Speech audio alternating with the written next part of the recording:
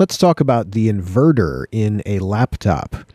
A power inverter is an electronic device that changes direct current, or DC, into alternating current, AC. It then feeds that power to the lamp of an LCD. The inverter itself does not create power. It merely transforms it into a type of power that the LCD can use. But this is only in the case of an LCD that is backlit by a lamp, usually a CCFL. It's not necessary in today's LED and OLED displays, even if those displays are LCD based, which they usually are. So we don't have to deal with inverters as much anymore, but you need to know the concept for the exam. Any additional part in a laptop creates a potential point of failure. Being a circuit board that transforms energy, this inverter can be prone to failure. So here we have an older Dell laptop with an LCD screen that is lit by a CCFL, which is behind here. On the bottom here, on the bottom of the display, we see the inverter section, which is covered with a metal plate. The inverter could be in other locations, though. It could be on the side here. It could actually even be inside the main system, but usually it's in this type of location just below the display. Now, we might determine that the inverter has failed because there's nothing on the display, and we've already checked the screen itself, the lamp, and the video card. If those all check out okay, then it could be that the inverter has to be replaced.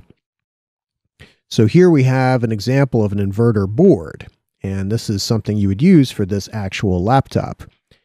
And so what you have here is a connector, and so your power connector goes in here and connects here, and then you have the actual inverter circuit that transforms from DC to AC. So you want to be careful with this. Before you actually start working on this type of job, you have to keep in mind that an inverter can hold a charge. So you want to do a couple things. First of all, you want to power down the laptop, disconnect the battery, and then it's a good idea to press and hold the power button for 30 seconds to discharge the motherboard. Make sure everything is completely discharged and have your anti-static strap on. Make sure you have that ESD prevention going. Then basically there's a screw to remove here. Take the plate off, and this usually lifts out.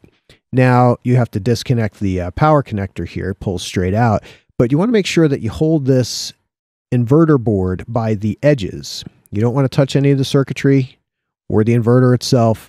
Make sure that you are, grounded, and be very careful when handling this. And then place that inside of an anti-static bag when you're done handling it. And when you put the new one in, do the same thing. Make sure you hold it by the edges. And again, be careful with these, especially when removing them, because they can hold a charge. And then you put the connector on, the power connector here. Make sure that your wires are not getting crimped in any way. Make sure they're routed properly, and then screw it back on. Now, power inverters in laptops are less common today because they are not necessary in most cases. Laptops incorporate more efficient and simpler designs. Many still use the LCD, the liquid crystal display, as the actual display or screen, but the backlighting is different. Instead of using a high-powered CCFL that's back here and an inverter, many screens today use diodes. They use LEDs or OLEDs for the most part. These rely on DC power, and so there's no inversion required. So today's screens, they simplify the process and they remove a point of failure, which can reduce the amount of repair time required by a technician. Plus, it increases battery life compared to an LCD that uses a lamp. So that's the inverter. Changes power from DC to AC.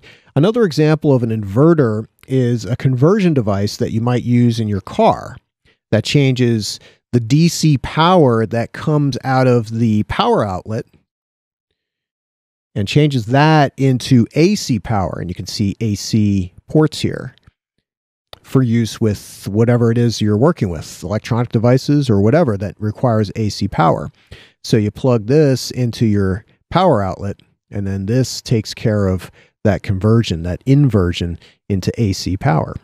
And in some cases, devices have connectors that you can connect directly with one of these into the power outlet without having to do any inversion if it's a DC-based device. So, but that's just another example of an inverter. You could plug a television or a toaster into this if you wanted to, as long as it doesn't go past 120 watts max.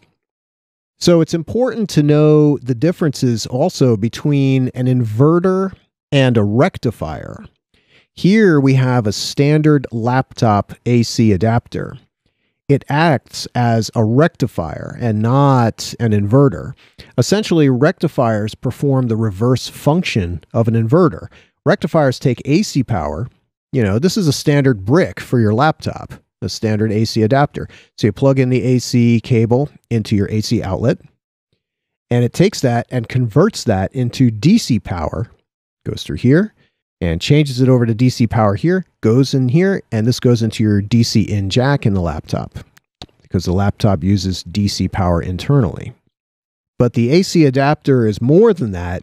It consists of a transformer, a rectifier, and an electronic filter. The transformer takes the higher voltage and converts that to a lower voltage. The rectifier converts from AC to DC, and then the electronic filter can be used to filter out noise and unwanted signal. So you want to make sure that this is the right transformer, it's the right AC adapter, and that it will reduce to the correct voltage that your laptop needs. But remember, an inverter changes power from DC to AC. So it takes the direct current, which flows in one direction only, and changes that to alternating current, which periodically reverses direction. Lamps such as CCFLs require this multi-directional flow of electricity, and therefore they rely on AC. So to sum it up, rectifiers change from AC to DC, and inverters, these change from DC to AC. And the inverter board that we see here is something that helps to power that lamp for older LCD designs. And that's it for this video.